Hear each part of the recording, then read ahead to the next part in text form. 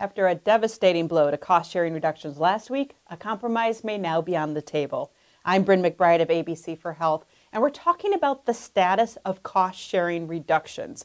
These are the statutory obligated payments from the feds to insurance companies to make sure that consumers can take advantage of cost savings when they buy insurance in the marketplace. Now, it's not all consumers. It's consumers between 100 and 250% of the federal poverty level. So a little bit lower income family. So if a family of four making just under $60,000 a year, if they purchased a silver plan, those are the folks that get help with those out-of-pocket costs, deductibles, co-insurance, co-pays. The Trump announcement that came last week said we are no longer going to pay the insurance companies their allotment to then pass on to the consumers. This is going to impact those consumers in that price range, but it's also going to impact American Indians who get the benefit of enhanced cost-sharing reductions because of their tribal status. Now, that executive order day we all know is the October 12th when Association Health Plans and Short-Term Insurance were the subject of the executive order. Then a couple hours later, the Trump administration announced it was going to defund cost-sharing reductions. So October 12th was a busy day in the world of healthcare and coverage. Now, the administration said we're not going to bail out the insurance companies, which really was a mischaracterization of how these subsidies work. The money does pass from the feds to the insurance company as it is written in the Affordable Care Act. But then that money, dollar for dollar, gets passed on to the consumers. Now, the intent of this announcement, of course, was to destabilize the marketplace. As most pundits and experts in health policy folks are telling us, this was meant to send a little ripple through the marketplace on the cusp of open enrollment. Now, the impact of not having cost-sharing reductions in their reimbursement to insurers is in the billions of dollars. It's a $7 billion appropriation every year, and for the last quarter, it's a good chunk of change, around $2 billion. Now, the problem is, of course, the timing. Not only is this the cusp of open enrollment, it's the time when the insurance companies have set their rates in stone.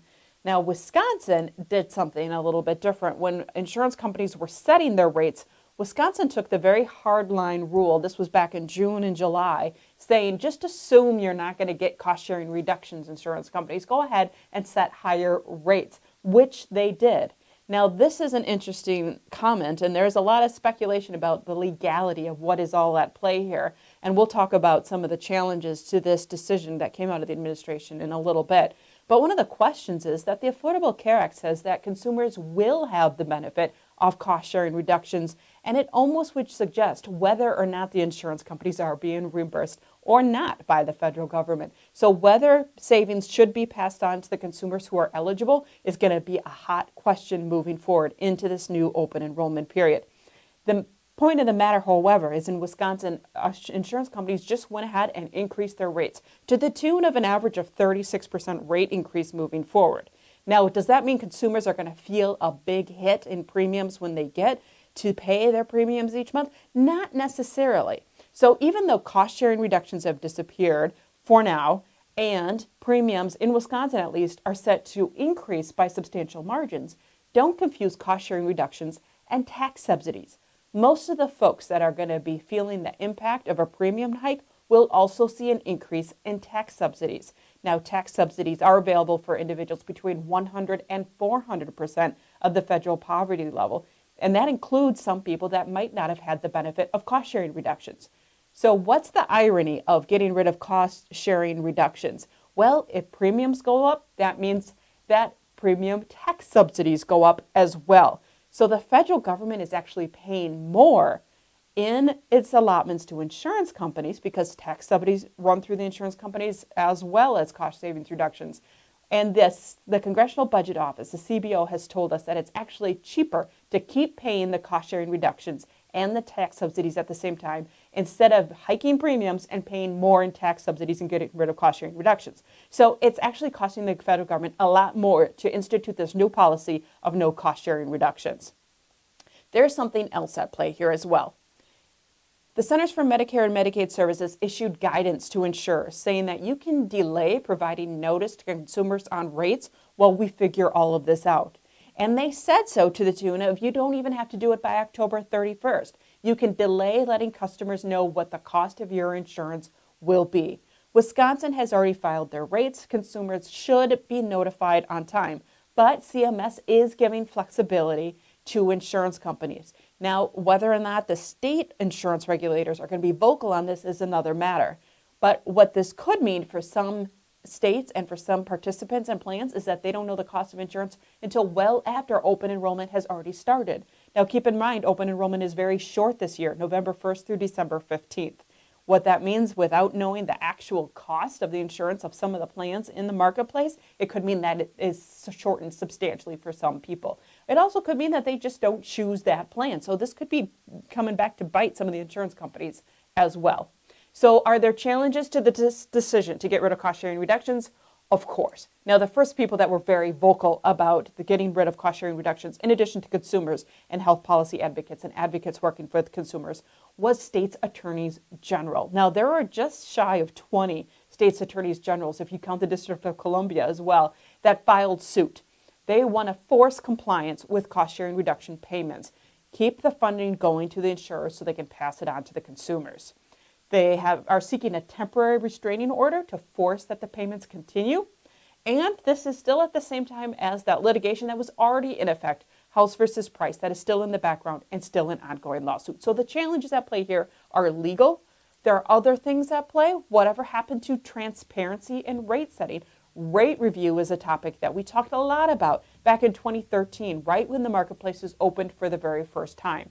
If any rate increase happens that is above 10%, it is automatically considered unreasonable. Now, when insurance companies were filing their rates without assuming cost sharing reductions being at play, there are rate increases on the order of 20, 30, and 40%, all by definition under the Affordable Care Act as unreasonable. Yet we haven't heard a lot of conversation about the transparency and review process of what should be allowed.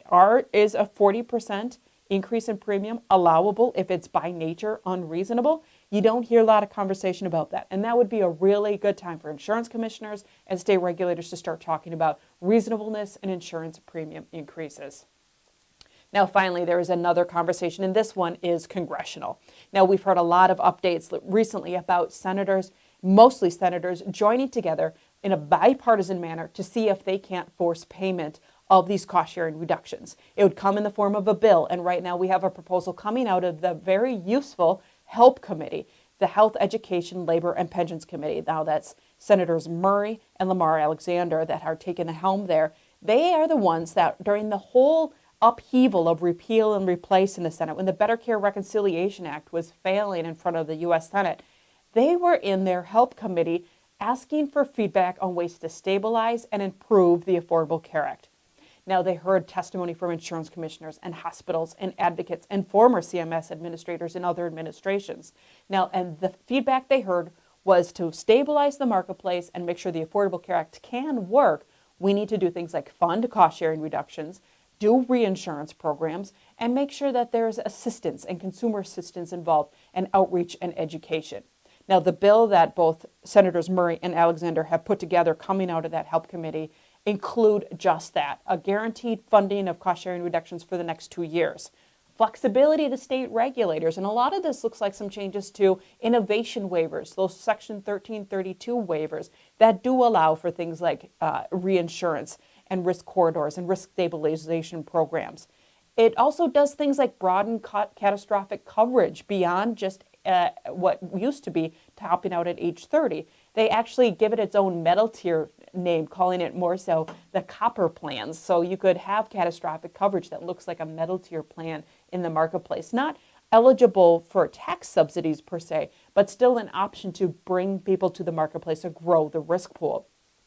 It does not change essential health benefits, this bill, but it does include funding for navigators and consumer assistance and outreach and education, and try to backfill that hole that was canceled out in the most recent weeks from the Trump administration. Now, there were instant tweets, as you can imagine, in response to this bill. Wisconsin's very own Paul Ryan said it's dead in the water and he wasn't going to support it. He'd rather see attention put to repeal and replace.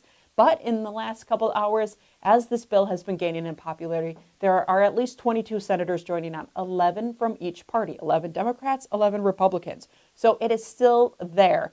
Is it going to make it to the Senate floor for a vote? Maybe. That's a big question mark. Will it get the support of the House? Because like any other bill, it's got to go through both branches, both houses before it gets to the president for signature. Now, the path and the future of this is a big question mark. And many are saying, it is most likely going to be something that could get to the floor in the Senate. It might not have legs by the time it gets to the House. It's going to keep playing out, but the conversation of what can work is at play. And that's what people are rallying around. Ways to stabilize the Affordable Care Act on the cusp of open enrollment to make sure people can get quality health insurance at the price that's affordable. Now, like we said, there is a legislative process, and right now we're not even to the Senate floor with this. It is still being circulated for sponsors and to see what kind of support it can get. You can read some of the things we've talked about here. You can see the Congressional Budget Office report that we referenced that talks about the impact of getting rid of cost-sharing reductions. You can read some health affairs blog posts on the subject, and you can also see that compromise deal coming out of Senators Murray and Alexander. You can, of course, keep your finger on the pulse and keep this conversation going with us. You can share your healthcare story, send us an email, ask a question, and you can do it all on our website at healthwatchwisconsin.org. If you're watching us on YouTube, you can also like this, share it, or subscribe to our channel. Thanks for watching.